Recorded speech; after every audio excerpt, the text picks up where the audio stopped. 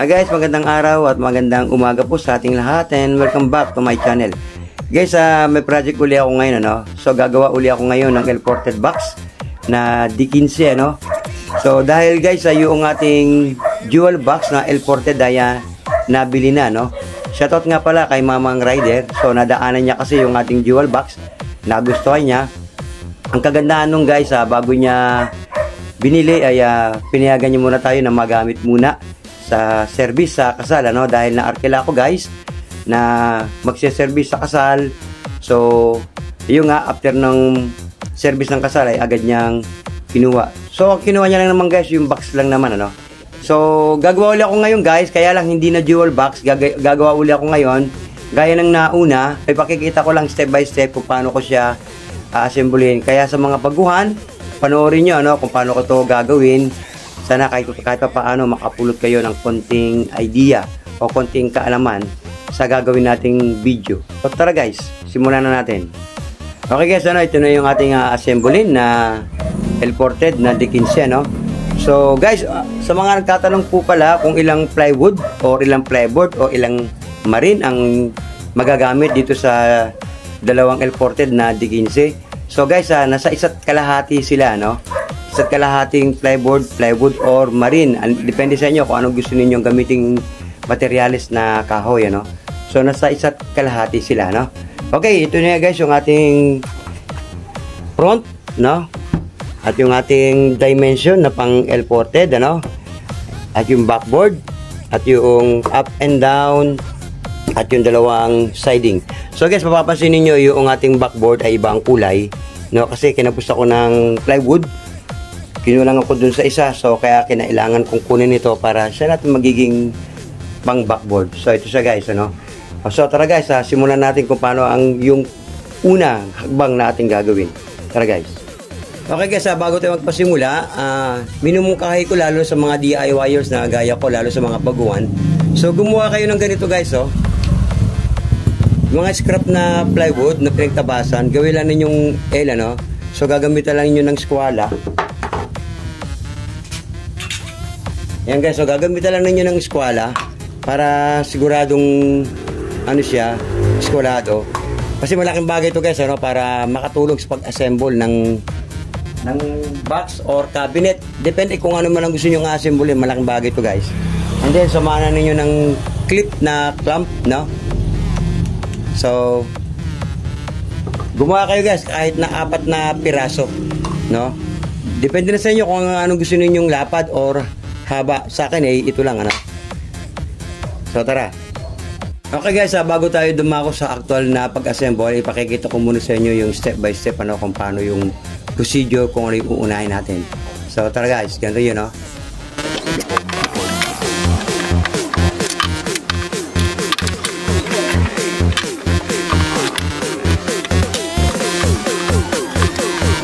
So ganyan sa guys, ano. Okay guys, ganyan yung magiging itsura niya, no. So ayan, ano.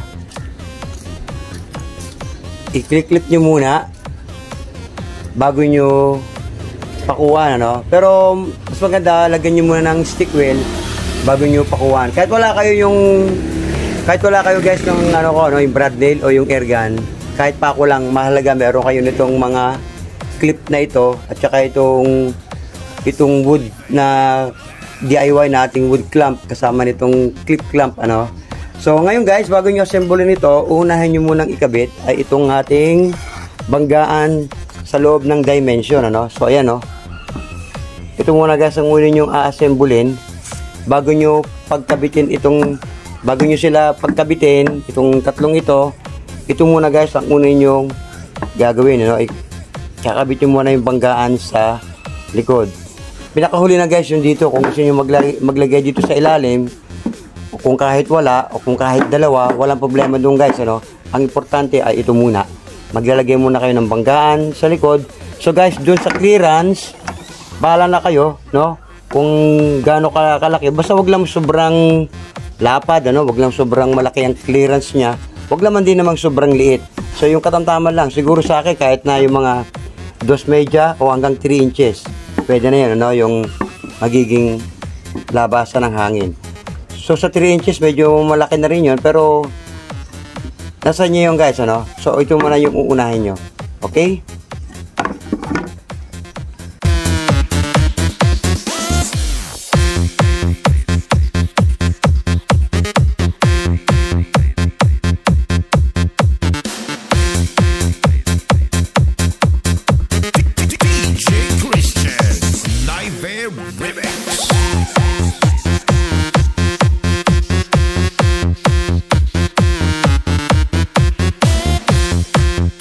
Yari na yung ating panglikod, ano? So ito na yung dalawa. So ito na sila. Okay, ready na siya para sa assemble, ano? So guys, ganyan yung munang gagawin, ano? Para pag inassemble natin ay tuloy-tuloy na. Okay, tara.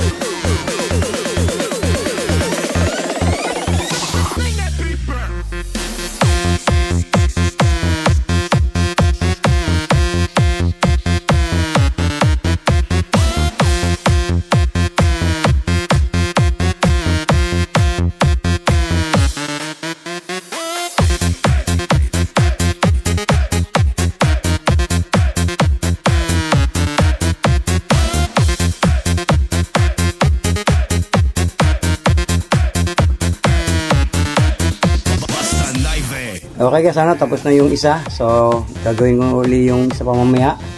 So, yun siya.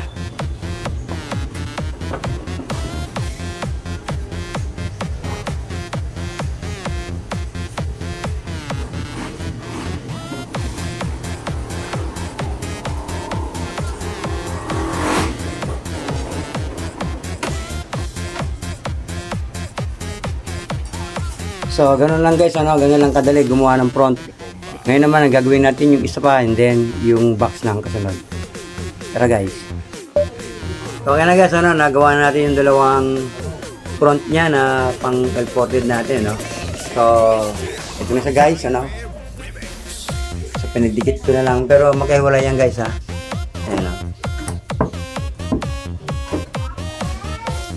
Ang kagandahan niyan guys, kapag ginamitan mo siya ng clamp, yun yung mga clamp na yon. So, talagang iskwalado siya, no? Talagang hindi ka maliligaw, square na square yan. So, pantay na pantay ang dalawang yan. So, tara guys, gagawa na lang ako ng box, tapos assemble na natin. Okay guys, ngayon naman, dako tayo sa pag-assemble, ano? So, uunahin natin yung unang siding at yung pang ibabaw. Tara guys.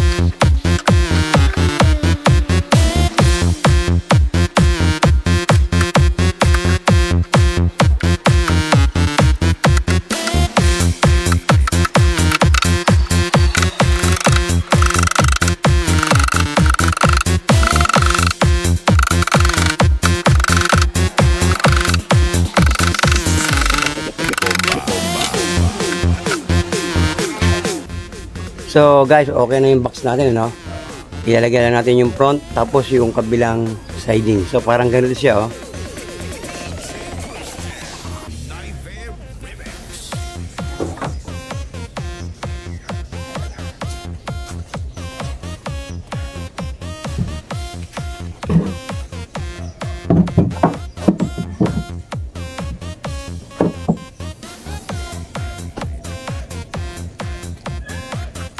Okay guys, ano? So ganyan na magiging kalalabasan niya. And then gagawa na lang tayo ng kanyang pang gitna, no? Pang division dito sa ano, sa ilalim niya. Okay guys, ano, gaya na sinabi ko kung ano yung clearance na nilagay nyo doon sa kanyang likod sa loob ng dimension. So yun yung magiging butas para labasan ng hangin, no? So ngayon lagay natin ngayon yung kanyang bounce.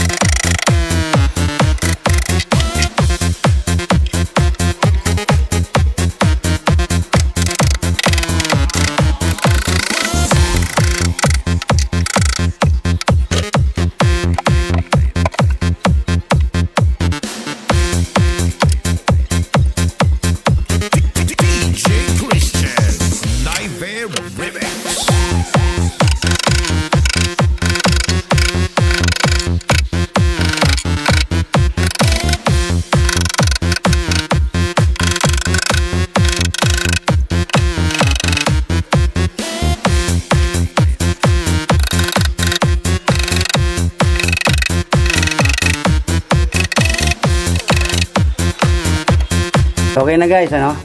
So, lalagyan na lang natin ng glue para kahit pa paano, dagdag tibay at walang singaw. Okay, tara guys. Okay, ito na sila guys, ano? So, lilihain ko na lang. Pifinishing ko muna siya. So, 80 grit muna bago natin finishing ng 240.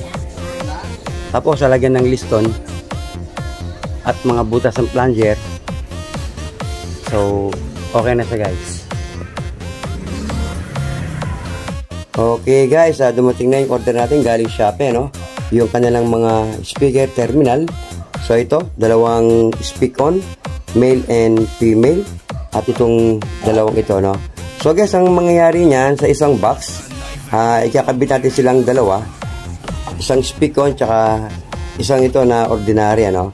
So yung mga wiring ito, magtatagpo dun sa isang speaker.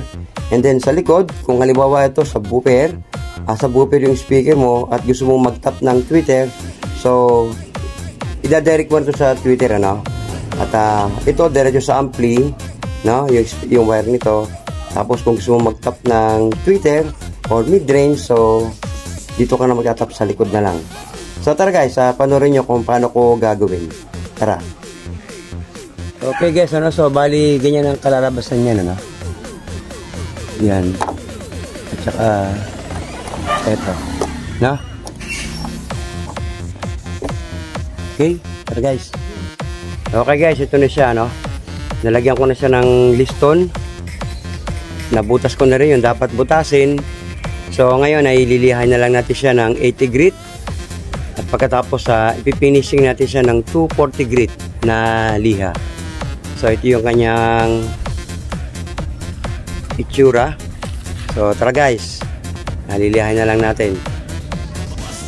Okay guys, ano, tapos na nating naliha. So niliha mo natin siya ng 80 grit, no? Kapag ka magaspang pa yung plywood, so guys, uunahin nyo muna ng 80 grit. And then yung susundin nyo finishing ay 240 grit. Doon sa 240 grit guys, kahit di nyo nagamitan ng sander, kamay lang, ano, kasi finishing lang naman na yun. So gagamitan nyo lang ng kamay, ano. Ngayon naman guys, kakabit na natin yung kanyang mga accessories, ano. Unahin natin yung kanyang handle, yung corner, at yung mga speaker terminal niya, no? At yung kanyang plunger. Okay guys, nandito yung kanyang mga nga pala guys, ito yung kanyang mga butas sa likod, ano? So yun, dalawa yan. At ito yung kanyang mga terminal, ano? Ito yung sa speak-on, tapos ito yung sa ordinary. So ganoon din sa kabila. Pinagkabit-kabit ko na guys, ano? Hindi ko na lang ginawa ng video. So ito na siya guys. Kakabit na lang natin yung kanyang mga accessories. And then, try natin guys na makapag sound check. Mangyari kasi may mga gawa pa rin ako, ano.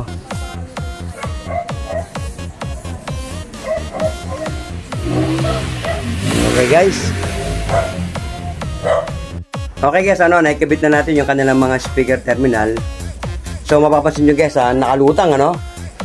At hindi ko na sila gamitan ng router para ilubog. Sa akin kasi guys, mas maganda para sa akin yung nakalutang, ano.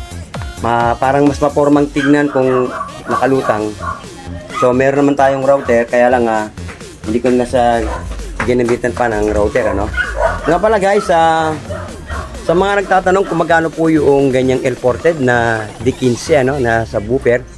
So 38 to 39 yan guys, ano. Pero box lang yun, wala pang mga accessories tong guys. Yan lang yun, box lang yun, ano. At ang mahirap niyan guys, hindi ako gumagawa pagka wala akong materyales, ano. Madalas kasi araw lang ako or labor. Ngayon kapag yung pinagawa sa akin na hindi kinuha, doon ko pa lang binebenta guys, ano. Karamihan kasi puro pasadya, gumagawi sila dito para magpagawa, ano. Hindi ako kasi nakaano sa gagawa tapos ibebenta ko, ano. Unang-una wala akong materyales. So guys, sa mga gusto magpagawa, kung talagang interesado kayo, dito ang lokasyon ko sa Antipolo Hills Subdivision. Okay guys, kabit ko lang kanyang mga accessories. Ito na siya guys, ano. So nakabit ko na yung handle, yung corner, at yung kanya mga speaker terminal.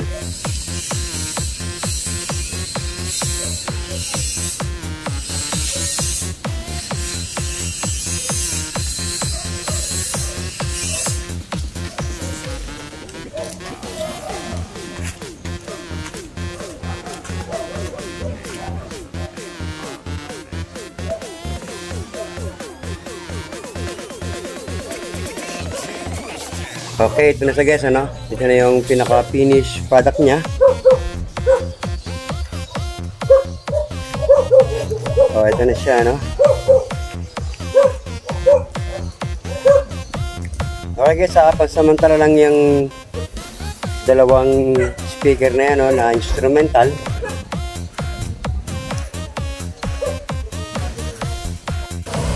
Okay guys, ito na yung kanyang kabuuang setup, ano? So, yung nasa gitna guys, yan yung huli natin ginawa ngayon. At ang nakaload lang dyan ay dalawang instrumental lang, ano. So, pansamantala lang yan guys, ano. Mangyari kasi yung dalawang sa magkabilang gilid, ito, tsaka ito, ay may-ari na yan, ano. So, kukunin na lang yan ng may-ari.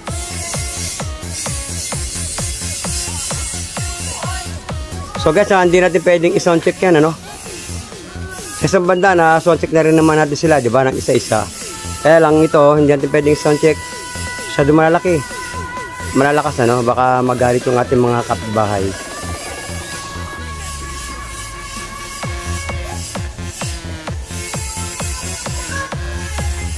Yung dalawang nasa gitna guys, ano? Instrumental lang yan, ano? Yung pinanggalingan niya ng dual box. Yung dual box kasi kinuha ng may-ari, pinagamit niya muna, no, bago natin isinervice sa kasal. Pinagamit muna sa atin. Tapos ito na ngayon, gumawa ulit ako ng panibago. So guys, yung sino mang interesado na magpagawa, sumadya lang po dito sa Antipolo kung kayo po ay willing. Okay guys, kung nagustuhan nyo itong aking munting video, huwag niyo pong kalimutan, pakipindot mo ng subscribe button, notification bell, share and palike na rin po. At ang pag-ibig, pagpapala ng ating dakilang Diyos ay sumating lahat. Maraming salamat po.